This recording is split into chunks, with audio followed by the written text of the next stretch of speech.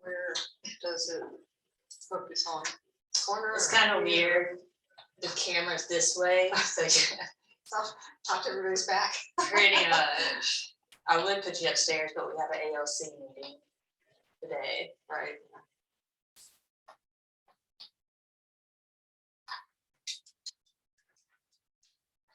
But everybody's used to it, so.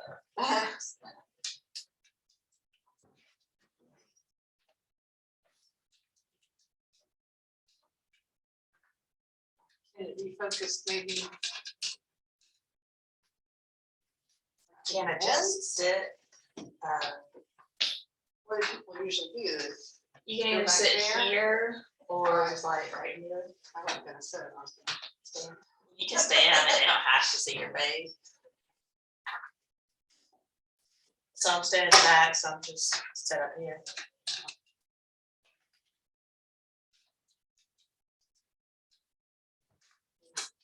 Bring the white table, and once you you'll bring the white table and put it right there and just stand behind it.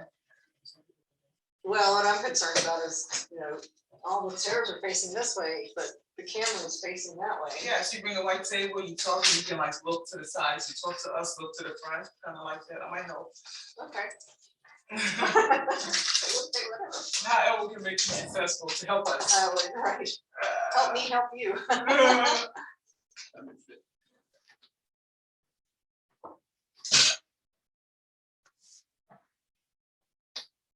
Yes.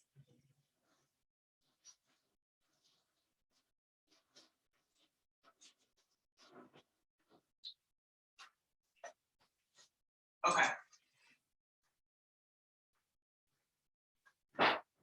Yes, I would like it all, and just to make sure that this is correct, so this officer is gonna let me know if there are any code violations on this property, correct? They'll send me an email of a letter stating that. Okay, all right, perfect. What is the information, please, her name and numbers? Is there gonna be a chat bar? Mhm. Well, I don't, I can answer questions afterward, but not during, I guess. Just let them know. 404-546-3870, I mean, y'all can okay. communicate during if you Do want. they come over the speaker like they do in other? Yeah. Okay. It's just like a normal Zoom call. Mhm. Just, if you'll type a message in there, just say, All right, 404-293-6204. something like, please note, Kathy's not answering questions in the chat bar until after the meeting. Okay, and what's her email?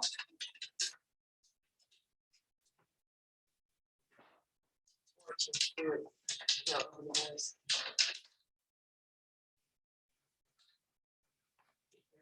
If I ask for questions. That makes sense.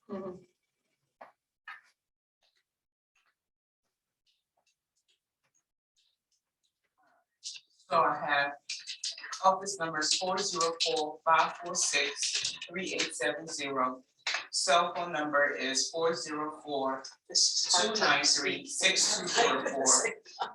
And her email is B as in boy, S as in Sam, G as in girl, I as in igloo, L as in love, @atlanta.ga.gov.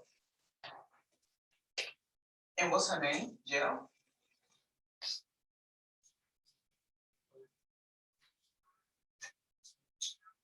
You want to move the tape or are you gonna use the table?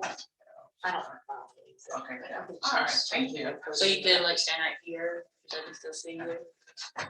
No, that's Yeah. it, thank you. Yeah, I think if people, it depends on if anybody's even gonna come to this. If they're all- Alright. She said she's not You don't want I to don't use think, no, I'll just hold the paper. it? Okay. 6:05 now. They're on the side, so. it's over.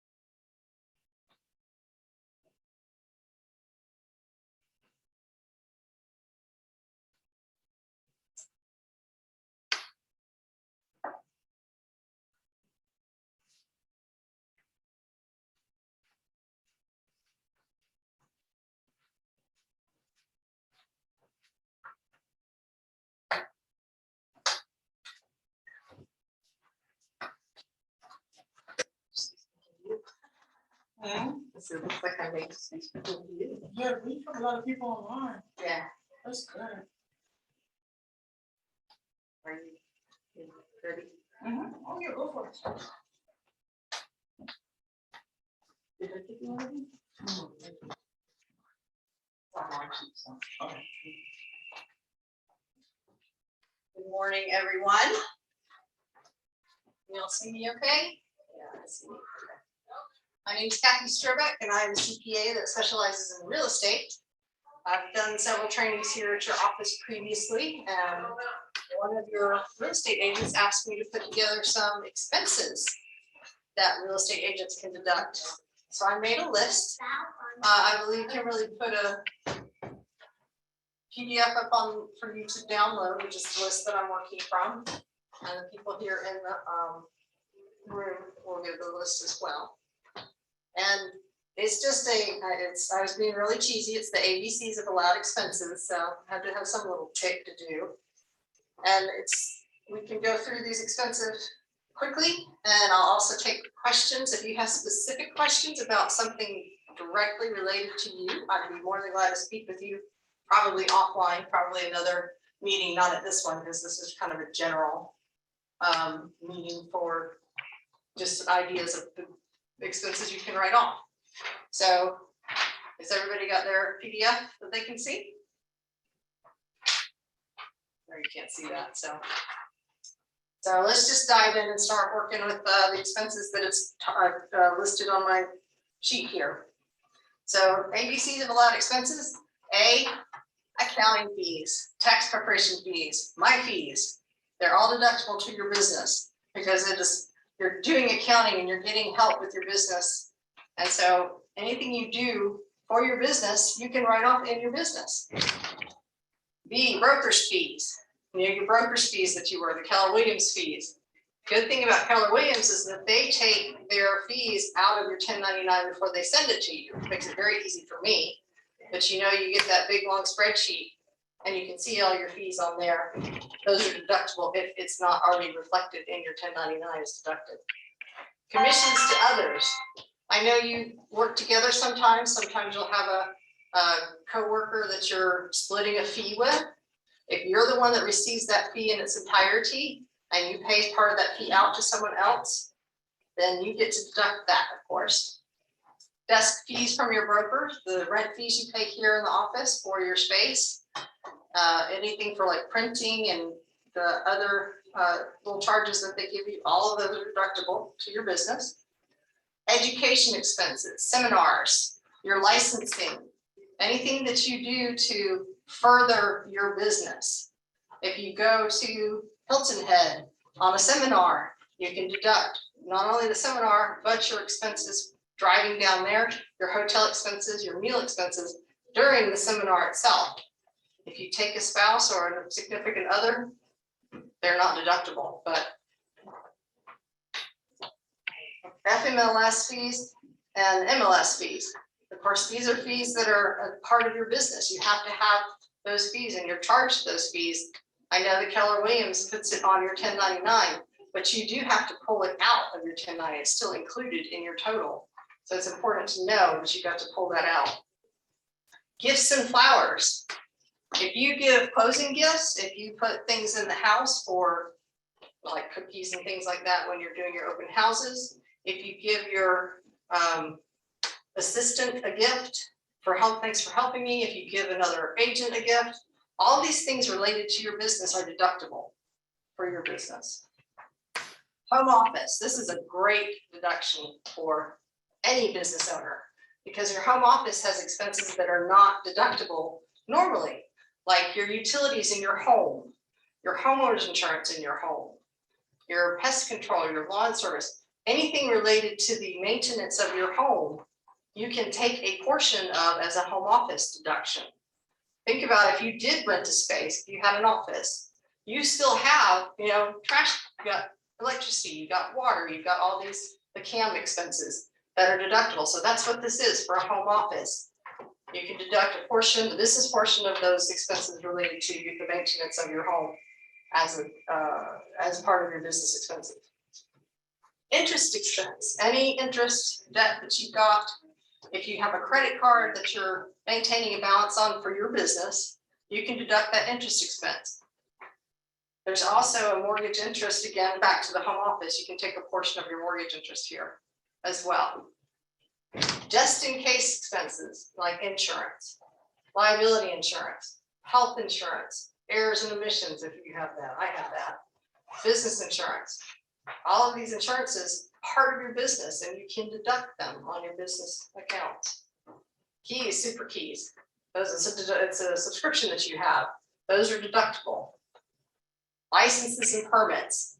If you're getting your real estate agent's license, permits for your business entity, you have to pay an annual registration if you have a business entity with the Secretary of State. All these things are deductible.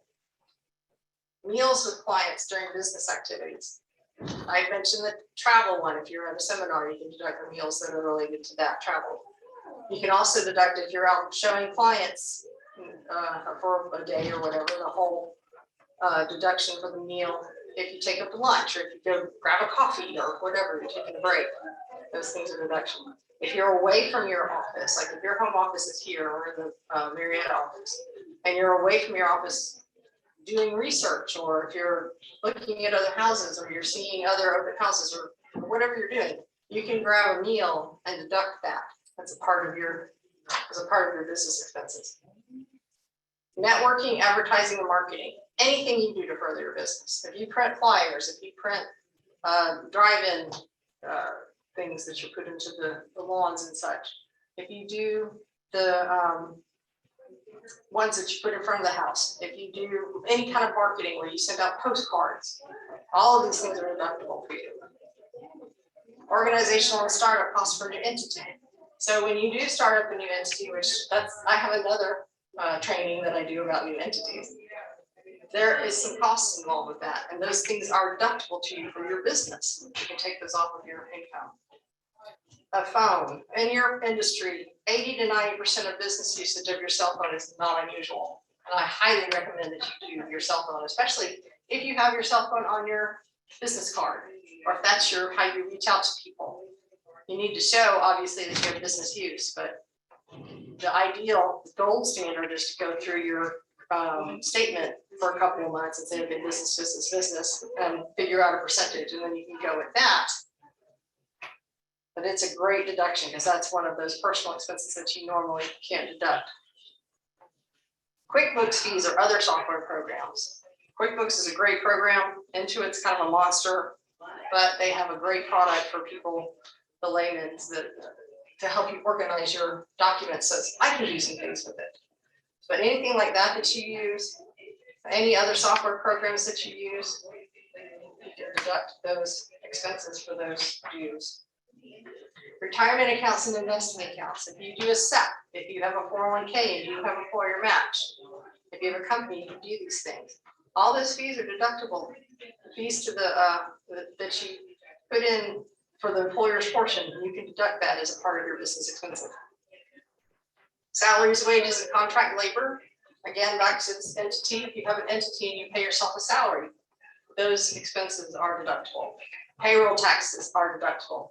If you pay someone to help you, a 1099 contractor, those are deductible.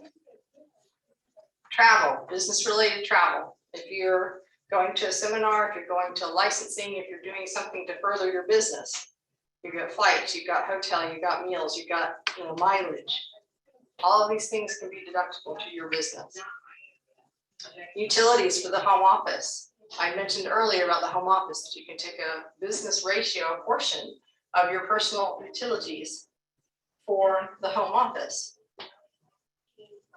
Vehicles, standard mileage versus actual. That's its whole, I can do a whole training on that, vehicle stuff. But everybody's heard of the standard mileage. In my opinion, in your industry, that's the easiest and probably the best deduction to do the standard mileage. This year, it is, let's see, I know last year it was up to 62.5% cent per mile. And in your industry, 30 to 40,000 miles is not unusual. That's a $20,000 deduction. Can be. So mileage is great. Get mileage IQ, make a log, do something so you can take those deductions from What was mileage. that number again? Last year, the mileage rate at the end of the year was 62.5 cents per mile. Wow. Yeah, so it's good. And it encompasses, you know, fuel, encompasses your maintenance. It replaces everything that you might do for what are called actual expenses. Website, expenses to create and maintain a website. Those are deductible. Expenses for things like office supplies. In my industry, I'm always like, okay, we go to Office Depot, we get paper, we get envelopes, things like that. So if you have anything like that that you're using for your business, you can deduct that. Your business expenses like legal fees or coaching or things you're doing to further your business, those things are all deductible. And then ZZZ, last thing is the good night's sleep you get because you know all of these things, and that can help you reduce your taxes. So that was my ABC list of allowed expenses. There obviously are more. This is a pretty good list. It's a good starting point. And as I had said, if you, let me see how much time we have, we've got plenty of time. If you have specific questions, I can look in the chat box, or if you want to come on to the speaker, I think there's a speaker here, where you can ask specific questions. I'd be glad to take some questions. Hey Kathy, Hi. which option is better? Standard mileage deduction or actual expenses? We normally drive probably 15K miles per year on average. Right? So that's about $7,500 roughly. And it depends. I mean, there were some things out there recently in the last several years where there was 100% expensing of a vehicle. Those are going away. There's other things related to that when you sell that car that most people are not aware of or they don't pay attention to, because you have to recover the depreciation for that car. In my opinion, in your industry, mileage is the way to go. Couple of reasons. First reason is maybe you don't use the same car. Maybe you have two cars that you use. I know my husband and myself, we each have a car. Sometimes I drive his car. So with the mileage, you can take miles from anywhere that you're doing for business. And then also it's a standard rate. So there's no recovery. If you're using an auto for business, there's no recovery of that when you sell that car or replace it. Any other questions? What is the recovery? Could you please explain that?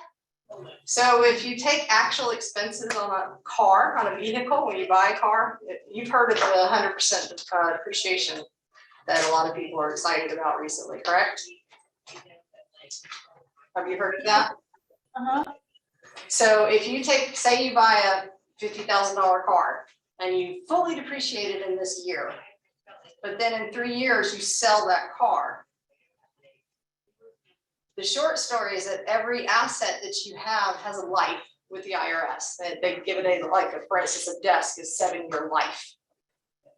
And if you have depreciated that car 100% for tax purposes, this is getting in the weeds. When you sell it, you have to recover the difference between the $50,000 that you deducted and the actual value of that car based on these other depreciation schedules on its life. Okay, just like when you sell a house, you give the depreciation back, something like that. Right. Yes, similar. There's I see. gain. There's gain on the sale.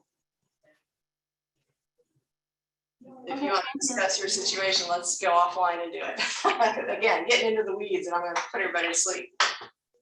Anybody else?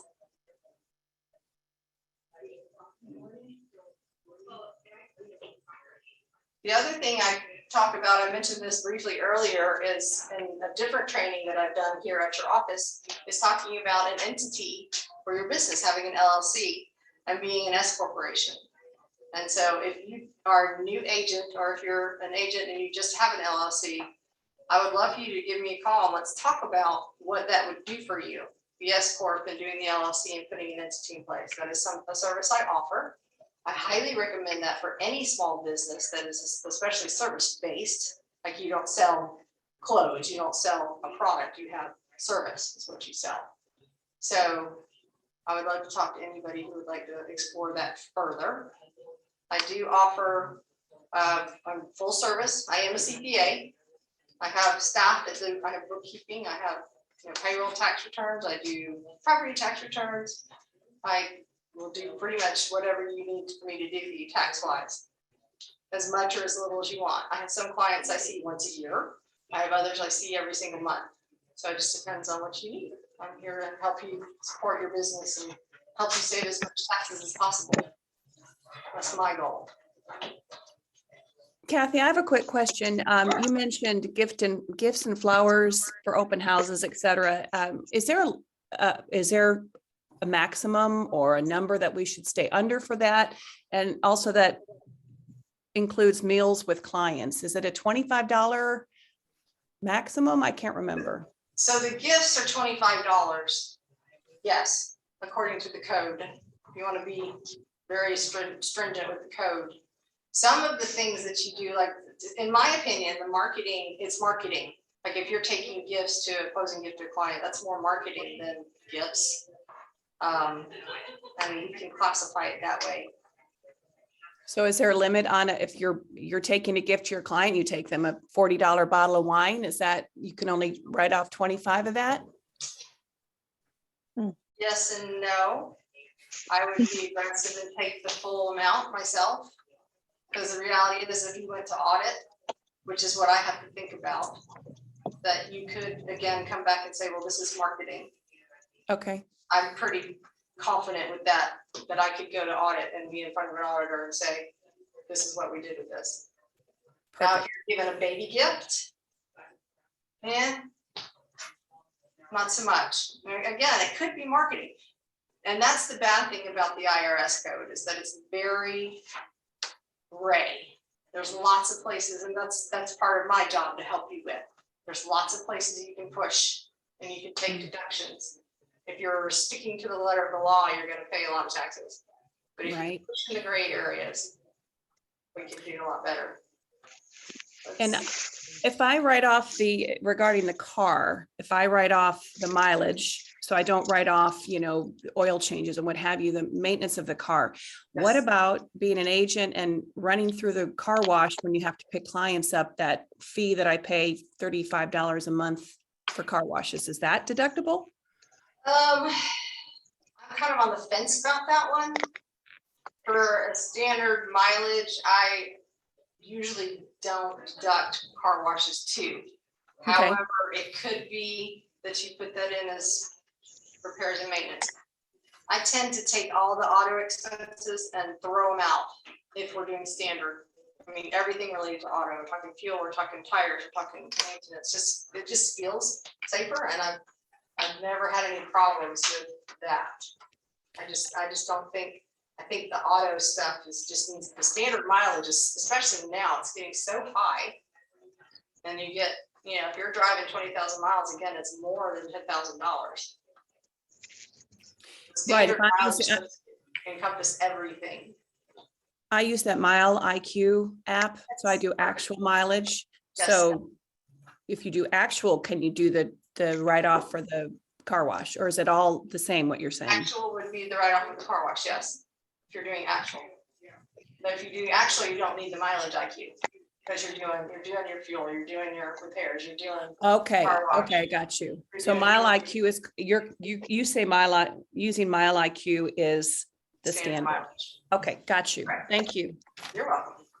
Let's see, Michelle is asking, can an LLC from Georgia be used in Georgia and South Carolina if commissions cover both states? Short answer to that, and I'd like to talk to you about that further, is that you have to have an LLC based in each state if you're getting commissions from that state. So give me a call and we'll talk about it further. Kara says, what kind of documentations do we need to have for the deductions? So I tell people, if you have a receipt, if you get a little receipt, you go to whatever, you go get the closing gift from Whole Foods or wherever you go. If you have a receipt, just throw that into a folder. I mean, at the very least. The good news is the IRS takes what they call third-party statements as receipts. So if you're using a credit card or debit card on your checking account, which I do recommend, then you can actually take your statement and it says, Okay, you went to Whole Foods and spent X number of dollars. That's another receipt. They'll accept that as a receipt. The limit that the IRS doesn't want receipts for is $75.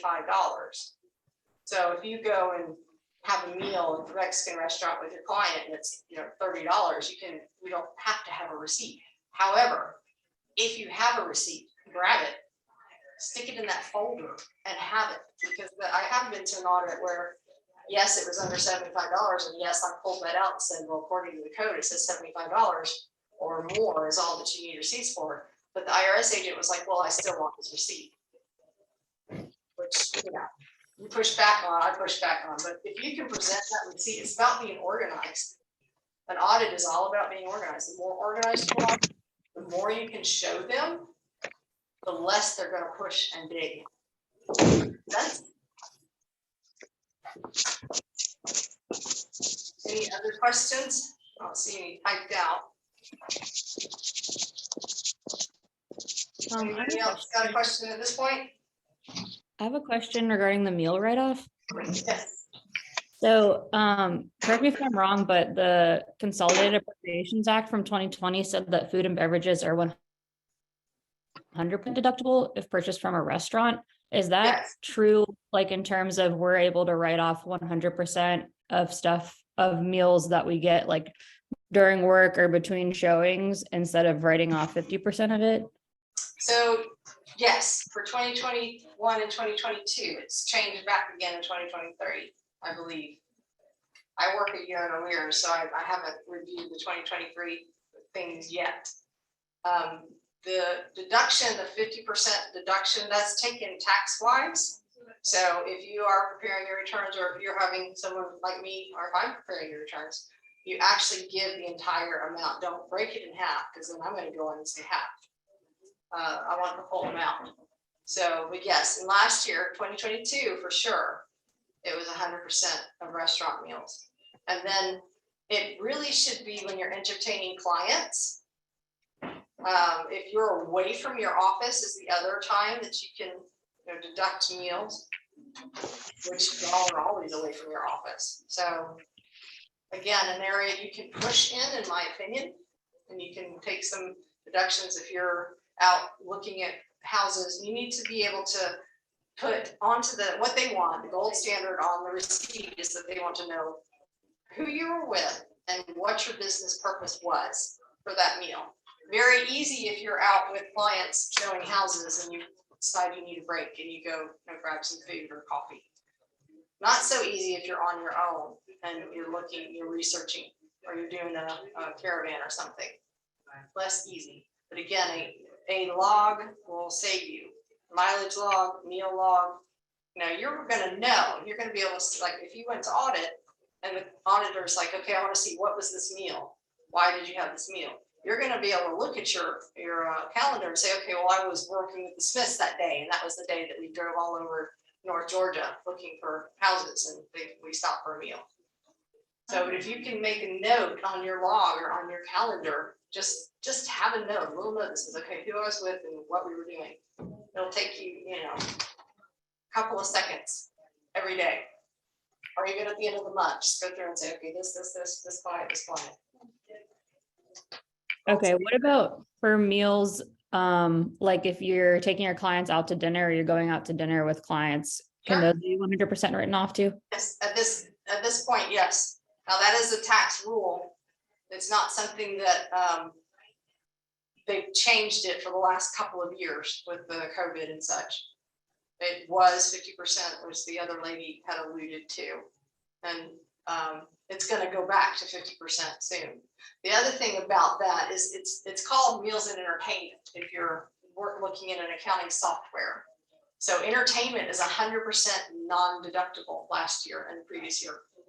It used to be you do meals and entertainment and both were 50%. So think of like Braves tickets, or if you buy movie tickets for a gift or whatever, or you take the client. I don't know why you take the client to a movie, but maybe you do. But Braves tickets and sports tickets seems to be the big thing that I keep seeing. But I'm like, sorry, you can't deduct that. You can deduct food while you're there, like if you go to concessions and get a bunch of hot dogs. But you cannot deduct the tickets to the sporting event, or like golf's another big one. If you go golfing, you can't deduct your golfing fees. Let's see, There's a question. yes, ma'am. What, you're talking, when we're trying to keep stuff intact and bring it to you, it's a lot more easier. Yes. What systems would you recommend? I know she said mileage log, your log, or with your QuickBooks, what system do you recommend that will kind of have stuff together, organized to? I like QuickBooks. Okay. Again, it's very easy for you. Okay, That's the point of it, is to make it easy to the layman. And it is beefy enough to do what I need it to do. okay, There's some that aren't, there's others, and actually, any electronic checkbook that you like, I mean, there's Mint, Okay. there's Zero, there's Peachtree, there's all kinds of stuff out there. Or even Quicken, which some people, that's a personal yeah, product. yeah. I do have some clients that use Quicken, and they separate, they have a business, and they do everything there. Okay, But just anything that can organize it in a way that I can say, okay, here's your coaching, and here's your meals, and here's your, so I get a list by the year. Or gotcha, even something, a lot of my clients, I actually go into their QuickBooks and I update it or manipulate it or add the tax, add the mileage. Okay. Do the calculations. okay, So Mileage IQ, I've seen a lot of you agents have and use, and I like it. It seems to be a pretty, I don't know exactly how it works, but it seems to be a very good listing in it. I mean, the other day I got a 148-page listing wow. for Mileage IQ, which is fabulous. I only use the first summary page, but still, we have all the detail. And they had put in the client and what they were doing and why they were Okay. driving and if Okay, it was personal or business. And if I remember correctly, someone had told me that you go in like once a month or once a week or whatever and say, okay, this is business, this is business, this is personal, and so on. okay, So, I mean, that seems to be a good one, but there's lots of them out there. okay, That's really, again, some people use Excel. mhm, The problem with Excel is that it gets, as you get busier and busier, it gets harder. okay, So I can work with Excel, yeah, but realize too, one of the things, the more organized you are, the lower my fees will be. Because I charge by time spent to prepare. So if you hand me a big shoebox full of receipts, that's great, we'll put it all together. But it's gonna be bookkeeping fees, it's gonna cost you, whatever, 5 hours, 6 hours of bookkeeping fees for me to put that into an organization that I can use. So if you have QuickBooks and you send me, here's my QuickBooks link, I can go in and review, and I'll obviously see things, and be like, what's this, why is this way? But it's good, in my opinion, if you keep it. If you get it and then don't keep it, it's like, it's like the treadmill that you buy and hang clothes on in your bathroom. You gotta use it, you gotta do it. If you don't do it, then it doesn't help. QuickBooks Self-Employed is great. Rachel? Mileage IQ, yes. I'm sorry? that's good. I can't see it. Yeah, Mileage IQ is the one. Anything else at this point? Any advice on the rental income? Any advantage for the agents on the rental income? Rental income, like from houses that you're holding? Mhm. Is that what you mean? Right. What do you want to know about it? So I have a couple of properties, I rented it. So is there any way I can take advantage on the rental income?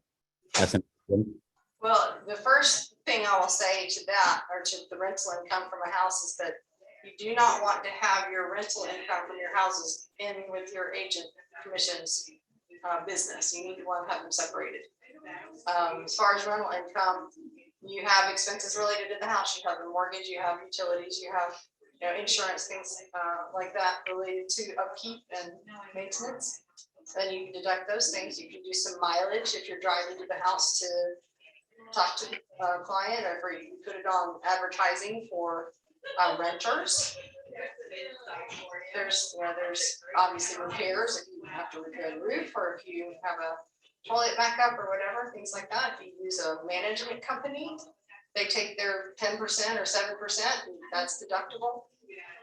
But my big thing there, and I would like, if you want to speak on offline off that, that would be great, is definitely do not have your rental properties in with your agent commissions income. You need to have two separate entities holding each of those businesses, in my opinion.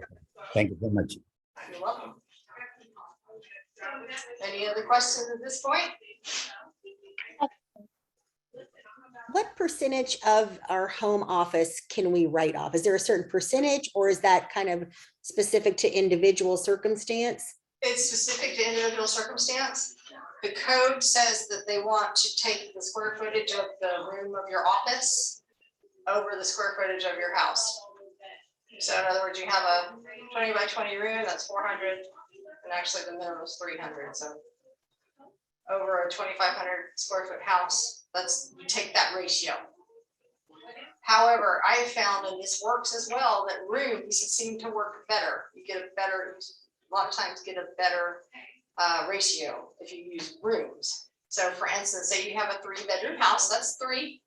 Living room, dining room, kitchen, that's 6. I add another room for like hallways and bathrooms, unless you have a huge master bath, which then I'd add another one. So assuming one of your bedrooms is your office, it would be 1 of 7. So then you take all your expenses, you take the utilities and insurance and repairs and things like that, divided by 7 or times 1/7. And that is your home office percentage deduction. Does that make sense? It does, thank you. And second question, what's the best way to get in touch with you if we wanted to speak with you one-on-one? I have cards and papers here. If you've got the paper, this little thing that I sent out, the ABC's Little Out Expenses, my numbers and all my contact information is at the bottom. I can give Thank it to you you. right now. No, thank you, I appreciate it. Let's see. Let me get this up there real quick. There we go. Question about mileage when you get a chance. Okay, So I use Strive, but it doesn't really tell you exactly what the mileage is for. And I need to keep up with if it's personal or business, because I only use it when it's business. okay, that's fine. Okay, so you don't have to say I was going to this place this day to show this house, or do you have to get that organized? Well, it's back to what I have to think about is if you go to audit, what are you gonna have to have? Okay. So if you go to audit, they want a log. Okay, The very minimum you can do for mileage is to keep, as part of your New Year's resolutions, take a picture of your odometer. That's the very minimum you can do. And the other thing you can do is if you get your oil changed at the same place, they take your odometer mileage every time you get your oil changed. So you can go back and get your receipts. I mean, just trying to recreate, because that's what they want. They want a mileage log. So at the very least you get, okay, at the beginning of this year, I was at 20,000 miles. And at the end of this year, I was at 40,000 miles. So you've driven 20,000 miles over the year. But then you have to divide out personal to business. And that's where Mileage IQ comes into place. Again, I don't know very much about that Mileage IQ app. I've seen it. I've had several real estate agents that use it and it seems great. But it does separate out business versus personal. I'm not sure how it's done. But what I've heard is that you go and like you were talking about and say business versus personal. But yes, you can take your personal out, not do it at all, and just track your business. thank You're welcome. Let's see, a list for all the calculations you explained. Fatima, what? Like which calculations? And then Michelle, yes, I do handle other states. Let's see, who else had stuff? I am a CPA license is a national license that they reciprocate, so I can work in any state, and I work in a lot of the states around Georgia, South Carolina, North Carolina, Tennessee, Florida. And I have some clients that are up north in New York, New Jersey, Maryland, Montana, Texas, Arizona. I get people that move here from somewhere else and we continue to manage their stuff elsewhere. I have people that now I have some like Colorado real estate agents and they're all coming to me because I got one of them. So I do business on referral. I really don't advertise much. So I will take care of your clients and your customers and your friends. Okay. I can, for sure. Okay, so my question is, thank you for that. My question is, obviously, you've explained a lot today in the class with regards to this is how much you can how much you can deduct, and this is how much you can calculate. But I Yes. was wondering, is there something that we can go back and refer to? Because it's hard to, when we start doing things and calculating things, it's hard to go back, oh my, this is what you said. So Sure. is there, yes, is there something where we newcomers can refer to?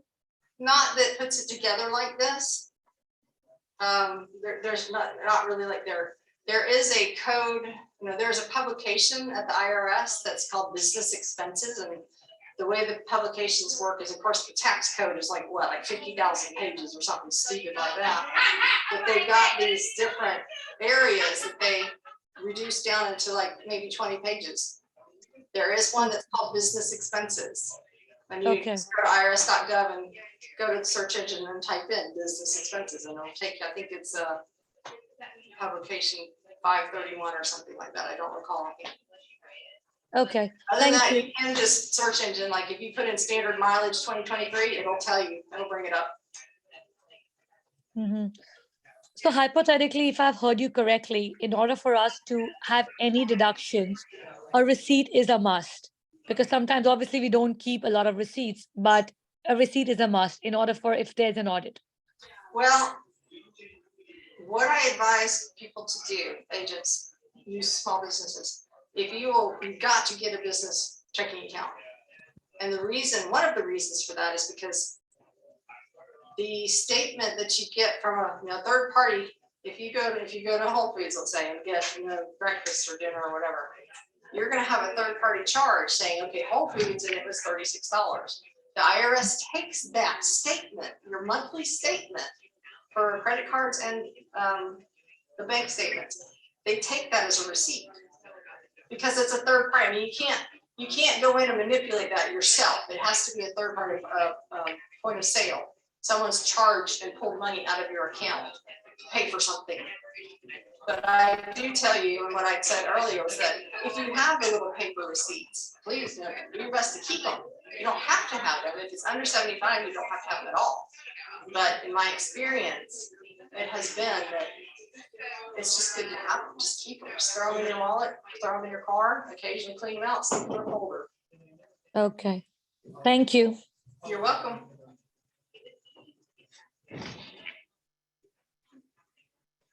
Contact information. Well, I don't think I was able to type it in. I'm not sure.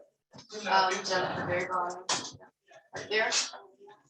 Last question about your fees. What do you charge to handle the? Depends on what I'm doing for you. Thank you. That's very cryptic, and I don't mean it to be that way, but there are not very many things that I have standard rates for. I do bill by the hour, but it does depend on what I'm doing. I do have some set fees like for payroll tax returns and payroll services. I do have some set fees. It just depends on what I'm doing for you.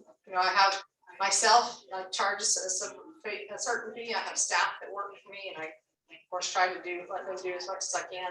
I charge a certain fee for that. So you want to, it's very hard for me to quote because without knowing, you could have 4 real estate, properties and all these investments and 3 kids and a grandparent and all these people that are living with you. And that's much more complicated than someone working on a W-2. So unfortunately, it's very personal. So I'm glad to talk to you about it offline. Great, thank you. You're welcome. That's right. It's just a That's right. needs to go to everybody. Anybody else have questions at this moment?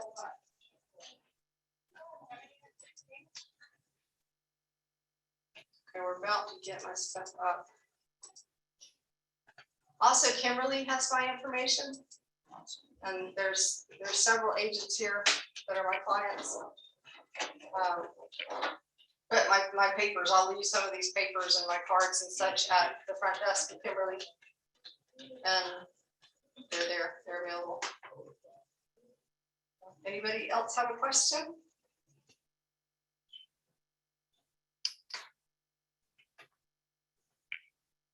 Okay, so we've got my information now in the chat box. I appreciate your time and attention. If you have other questions or you think of something later, please feel free to call me or email me. Email is probably the best way to get me. And I tell my clients, if you send me a little email and I can answer it in less than 5 minutes, I do not charge for those. Unless you email me 20 questions for 5 minutes each. But I would rather you contact me and say, hey, I have this one question about this thing, and you do it correctly after we speak, than for you to come to me a year later and have me doing something incorrectly that we have to unravel. So again, my name is Kathy Strobeck. I am a CPA. I am a real estate CPA. I've worked in real estate for 22 years. And would like to do business with you. So please give me a call if you need my help. Hey Kathy, Thank you. hey Kathy, I have one last question. Go ahead, Jennifer. Have you had any of your clients being audited? I have had clients audited, yes. I've been through audits. Could you please share the typical red flags? Say that again, I couldn't hear you. Could you please share the typical red flags? Really, the big things are mistakes. Like if you have your 1099 from Keller Williams says this, but you reported this, it's less. That's a big thing. Cash basis services, like I had a hairdresser that we went through an audit. It was crazy because she made like $30,000. She made, she did not have very much income. And we went through an audit. Your industry, unfortunately, is fairly at risk because of the travel, the mileage, the meals, the gifts, the things that you do, the advertising and marketing. The things that you do for your business are suspect, if you will, and people abuse it. So that's the problem, is that IRS is looking for abuse. So, when I'm telling you, grab that little receipt, stick it in a folder, use the mileage IQ, do these things. And the reason is because if we went to audit, that's what it's going to take. That's what's going to take to get you through the audit with no adjustments. I had a client, now he was a big client, he was an attorney, and he was making literally millions of dollars. We went to audit, it took like a year to get through the audit, but we came out with no adjustments. And that was massive. He was my client. And so I had adjusted him and set him up in a way that there were no adjustments. I was very proud of that, of course. But I have certain things that I think are extremely important, and other things I'm kind of like gifts, marketing. So I do know where to push. Any other questions? I have one more question, Okay. and then we're done. In your opinion, what is the most important thing that we can do as an agent to make sure is correct on our deduction sheet? What is the red flag that they're really looking for? Is it mileage? What's the stuff we need to be more careful with? Honestly, the best thing you can do is have an entity in place for yourself, for Okay. your real estate business. Have an LLC, an S corp, have something that removes it from you personally. That's massive. And then actually stick to that. Actually set up a business account and do these things that show that it's not personal. Yes, mileage can be, the standard mileage is great. To me, it's a great deduction and it's easy if you are keeping your log. And when you go to audit, the IRS will allow you, or they do allow you, to recreate a log. Because the gold standard is to have something like mileage IQ or to take notes. And okay, today we went with the Smiths and we had lunch because we were out in North Georgia doing, looking at houses. That's what they want, but people don't do it. Nobody wants to do that every day. And people don't. They get to where they're, not thinking about what to do every day. But then you go in and they're like, okay, you can recreate your log. And that's where I'm saying, you can have your calendar and have the client that you were working with, because you're going to have an appointment that says, okay, I'm meeting at 11 o'clock with the Smiths. And you can go and say, well, this is what I think we did. So, but mileage can be one of the red flags. Meals, excessive meals, again, something that is abused. Okay. But the reality is if you're really using it for business, then you need to take your deductions. Don't be scared to take a deduction if it's a valid thing, but be sure it's valid and be sure you've tracked it and you've got the receipts or you've got the coded into your bank statement for your business or your credit card for your business. The big thing that they look for also in audit is a separation of business and personal. They want to be sure, it's called commingling. They do not want you commingling your business and your personal. And the other part of that is you need to realize if you go to audit and you have not split your business apart from your personal, the first thing they ask for when you go to audit is your bank statements. If you give them your personal bank statements because that's where your business is running through, they can look at anything on that bank statement, even if it's personal. So you want to be sure and separate and keep them here with business and away from your personal, because you're just opening up a can of worms.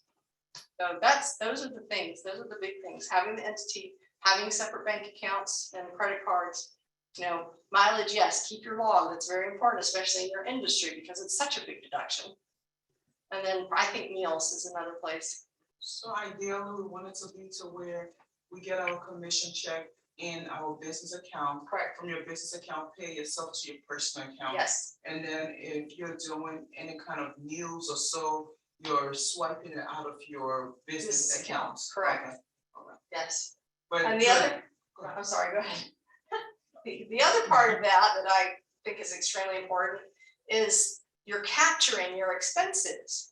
So say you and I went and had coffee at Starbucks today. We talked, we did business and, okay, this is a business deduction. What is the chance that you're gonna remember that you and I went and had coffee at Starbucks today in a year? If it's in your personal account. So it's about capturing the business expenses that you know are for business without you having to remember or maintain it every single day. Then do you have to have separate filings of your taxes? Like Yes. your personal and your business? If you have an S corp, you do. Okay. What about an LLC? Depends. Let's talk later. So your S corp, as I heard two different things. Some people say you don't do an S corp until 40,000. Some people say 60,000. What's your? Well, so it depends on where you are in the business. I say any amount, Okay. because first of all, it's a one-time thing. Yeah. The LLC setup can be expensive. You know, my fees to set up the LLC it's $1,095. That's my fee. Wow. That sets you up. It gives you your, all of your EIN. It gives you your paperwork, your operating agreement, your payroll accounts, everything. Mhm. So it's kind of expensive, and I realize that. So if you're making, $10,000 in commissions and that's all, Yeah. it may not be worth it then. Okay. If you're at 20, that's when I say, yeah, you need to jump. So file, because you're LLC, but you're just filing as an S corp, right? Correct. Okay. That's a good point. So LLC is an entity structure in the county that you reside in, or in the county that you work in the state, that's Georgia. Whereas the S corp election is a tax election. You are still an LLC. However, you're being taxed as an S corporation. S corporation has its own tax return. It has a business tax return that's separate. LLC, a single member LLC goes on your personal return under Schedule C. When you have an LLC, the big thing about the LLC is the legal liability of it, the protection. That's the big thing. But it doesn't change your tax structure. It just puts a wall in place between you and the public at large. But the S corp, I don't know how far you're going with this, but the S corp is, so you're saying like if you made 60,000, you pay yourself 40,000, then you pay yourself 20,000, then you won't pay taxes on the remaining, what? FICA taxes, self-employment taxes, because there's two buckets here. You've got self-employment taxes, which is Social Security and Medicare, and you've got income tax, Okay, which is what you're used to. okay, So the self-employment tax is where you save the money in the S corp. okay. So That's 60,000, I have in my seminar about the LLCs, entity structure. The guy makes $60,000 yeah, by doing the S corp election and doing the things you have to do, which is pay yourself a salary and do the payroll tax returns. yeah, He saves $5,000 of tax. okay, So you give me 1,000, yeah, it's worth it, okay. in my opinion. And then when is that seminar?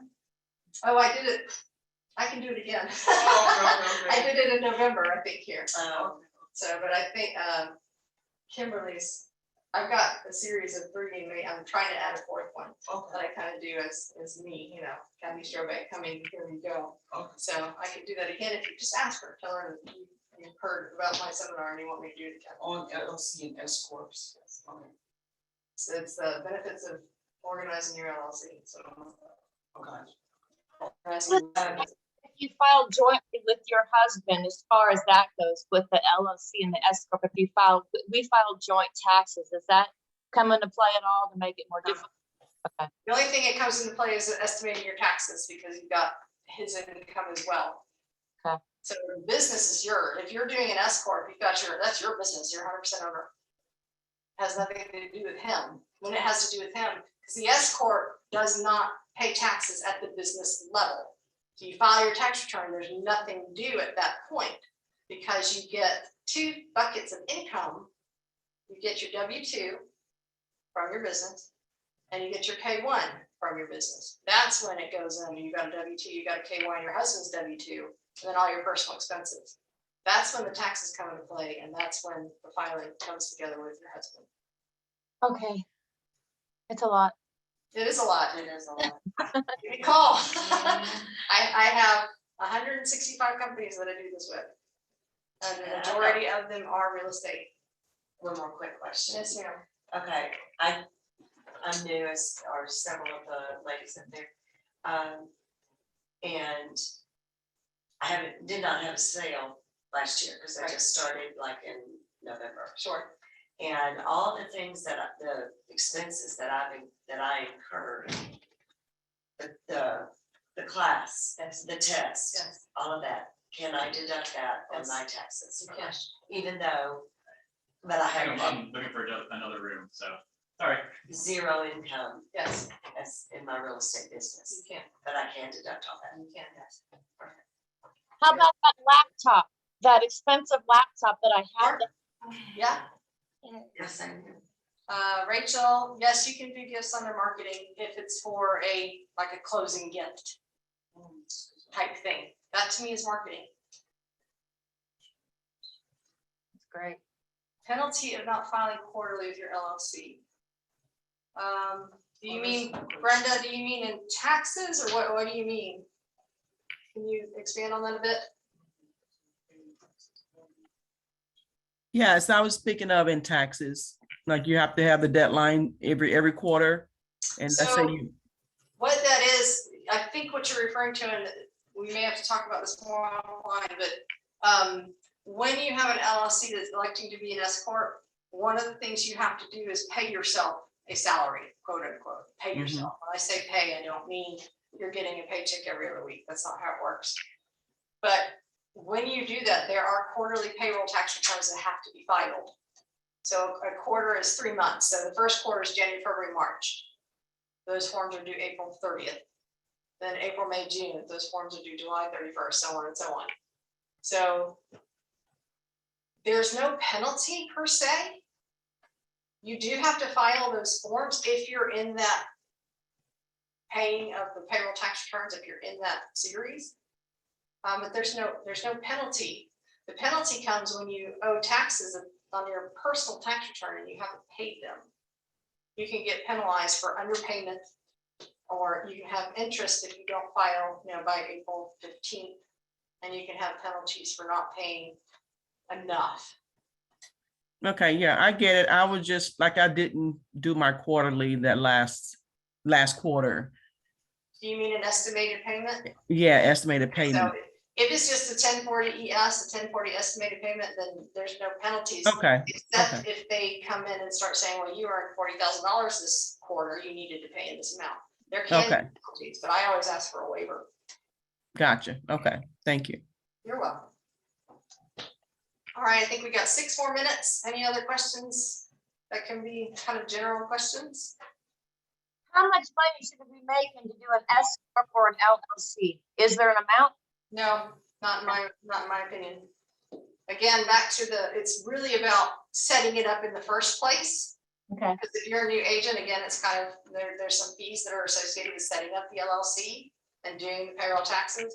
If you're, making under $20,000, then maybe it's not worth setting it up yet. But bad thing about that is that you cannot retroactively incorporate or organize an LLC. So if you and I started working together and you said to me, okay, I want an LLC, your LLC is valid as of February 8th. I can't go back and say, okay, we really wanted it to be on January 1st. Right. We don't accept that. It's when you file the documents or a later date. So I advise people, if you can stand it, if you have some, financing behind you, go ahead and get going. Go ahead and let's get this all set up and going from the beginning and then go forward with it. But I think 20,000 is where it's not worth making payments for my services or setting things up like that. Okay. Anything else? Okay, very good. Well, thank you for your attention. This is so helpful. Oh, good. Well, I hope so. And would love to work with any of you. Please call me or email me and we can set up an appointment. And look for I think my third installment of these little trainings is going to be about retirement accounts and what you can do with your own business with a retirement account, 401ks and SEPs and things like that. So I don't know when that will be, but look for my name. Thank you so much. Thank you, Kathy. Thank you. Thank you. I'm gonna stop this. Just announce. Just meeting end. Yeah. Yeah, and meeting.